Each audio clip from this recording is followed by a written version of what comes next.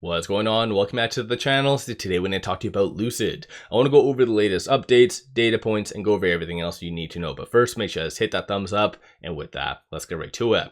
So Lucid is down 2.33%, 1142 the low, 1178 the high, but very low volume. So 2.4 million shares being traded. Nothing really coming out on a macro standpoint, so no data points. A couple of Fed speakers, but nothing's really going to come out from them of substance in my opinion. So it's primarily two main reasons why Lucid and the broader market are kind of pushing a little bit lower. One is just over the last kind of day and a half, we've seen a pretty substantial run in silver and gold. And I think just generally this has been occurring, a slow, steady growth, but I think just now people are catching on saying, hey, this is something to kind of be aware of. In reality, when a lot of kind of gold and silver and a lot of the precious metals go higher, that usually signals just a certain level of fear in the broader market, historically speaking, of course. And at the same time, we are seeing Bitcoin really starting to be stagnant and start to kind of consolidate as well. So in general, people are seeing just that as an increase in fear. And plus, with Bitcoin going down, people's appetite for risk isn't necessarily on the table. So this is why you're seeing kind of a pullback. At the same time, this came out first thing. So China hits 20 US firms with sanctions over Taiwan arms sales. So even though that doesn't directly affect Lucid and many other stocks, technically people are seeing this as being the first step in a kind of issue with the states. And most likely Trump is going to take this fairly personally and do some sort of counter. So again, going back and forth isn't really great for the broader market. Even though Trump, I don't believe, has actually done anything just yet, people are assuming that is going to happen. So ultimately, that's kind of what is really affecting the broader market. Only other thing that I wanted to mention, so right now, nothing official from Lucid, so no press releases, no SEC filings, but there is one thing that I wanted to mention. So I posted a couple days back this right here. So new all-time high Lucid short interest. This was posted on the 23rd.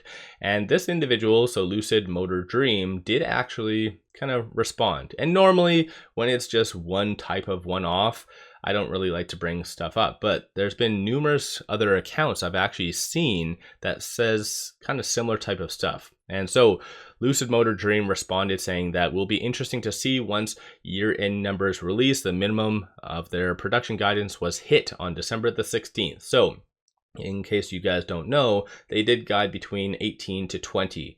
And this individual is saying that they hit the 18 on December the 16th. And I just said, oh damn, did they really hit it on December the 16th? And then they just simply said, per my sources on the inside. And there's been many of these types of individuals that has their contacts actually at AMP1 or at various members of management or whatever. But again, if one person just said this, I wouldn't be bringing this up, but there is numerous accounts saying that Lucid hit their targets already roughly around that time frame of December the 16th. So you guys do your own due diligence. That's kind of the beautiful thing about the market, or about, I guess, the internet, is that anyone can say that they have inside information and that they can virtually no repercussions. So do your own due diligence at the end of the day. But if Mark is actually correct in saying that they were able to do 1,000 plus production per week,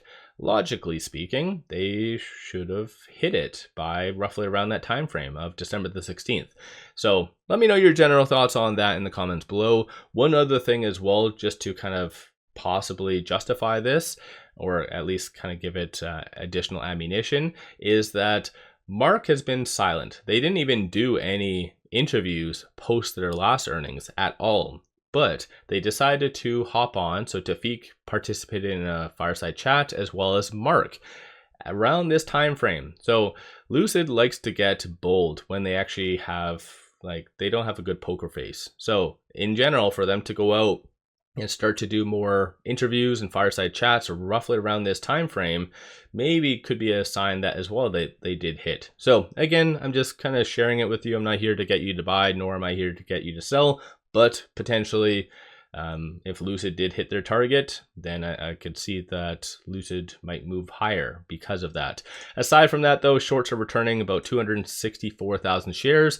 13.96% of the free float is being shorted, works to be 44.25 million shares overall being shorted. So shorts have been very active. So we did see all-time high short interest numbers on the 23rd as well as the 24th. So kind of crazy stuff if you think about it. So shorts are returning a little bit today. Aside from that, looking at the options, 146,000 in calls, 323,000 in puts, and then 52% of all the options being done are bearish in nature. So big money isn't really doing much with Lucid, whether that be through common stock or options. Aside from that, from a bull standpoint, there's a consensus for it to be roughly around 12. Bears are anticipating for it to be sub 11.50, and it looks like further breaking down to sub $10. So that's going to be roughly the time frame when we actually do see the actual numbers come out. So someone is assuming that it will be sub $10 by the week ending January 9th, 2026. So let me know your general thoughts on that. So far, only 2 transactions occurring on the secondary market above $100,000. Both are sells. So Lucid pulling back today isn't just institutions selling. It is primarily algorithmic trading. And that's been a very common scenario, as I've kind of mentioned in the past. But these are some of the transactions occurring on the dark pool. Dark pool is often enough used by shorts, and given how active shorts are, it is fair to assume that most of this is in one way or another linked to them. With it at 11.54, it is trading between this S1 and this S2, so 10.29 and 11.86 is going to be the next strong support, as well as target. Aside from all of that, on the actual chart itself, right now Lucid is like, I guess on the 24th, it showed a little bit of optimism that it wanted to kind of test that 10-day moving average, really push higher. So that's a good indication of momentum. But because of the conditions today, it obviously is consolidating. So we'll have to wait and see how things do play out. Again, a lot of people are saying on social media that this is like the perfect chart that we're going to break out. Like, to be fully honest, like Lucid has been lagging, and all of this price action, it's just been merely at the mercy of the broader market. So algorithmic trading has been a big deal for Lucid. Institutions haven't really been doing too much. Most likely they're going to be waiting up until Lucid officially announces their like monthly or their quarterly numbers and how well they did in 2025. So let me know your viewpoint on that. Aside from all of that fun stuff though, stochastic RSI it's at 64, so somewhat neutral, not overbought nor oversold. No new analyst ratings. Looking here, nothing really crazy for any articles, just a lot of people speculating on what is coming for 2026. And so, yeah, it's going to be a 2026. Honestly, it's going to be that make it or break it year, because Lucid has hyped up the broader market. Like, I've been covering Lucid for a while, since roughly the get-go, honestly, actually even before, even like when it was still a SPAC, but nonetheless, like Lucid has always hyped up people. So people hyped up about the Air, and then when that didn't go really according to plan, especially the AGT was a big flop, then they kept saying, oh, the Gravity is going to be the next big thing. Gravity is going to be huge.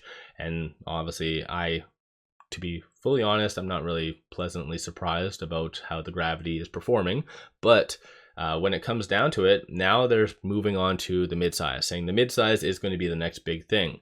And yeah, so if the midsize is not really what the market wants, or for whatever reason, they don't really have the next big catalyst at all. Like we saw originally, like a couple of years back, like a clay molding of a truck, but I think that was later quashed by Mark saying that no, they're not going to be doing a truck whatsoever.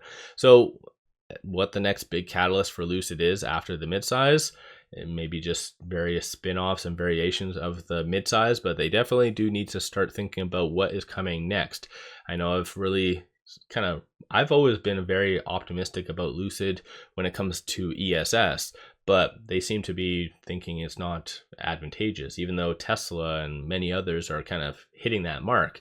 So I don't know. Let me know your general thoughts on Lucid. 2026 is going to be a big year for Lucid, and it is either going to really set it on a trajectory for it to recover, or it is going to be honestly the death of it. So 2026 is going to be huge. So let me know your thoughts on Lucid. Hopefully everyone had a amazing Christmas for those of you that do celebrate. One final thing, pop over to my Patreon if you're looking for some solid buy signals on stocks, options, crypto. Put out daily day trades, numerous swing trades, worthwhile to pop over there and check that out. With all that said, appreciate all of you watching.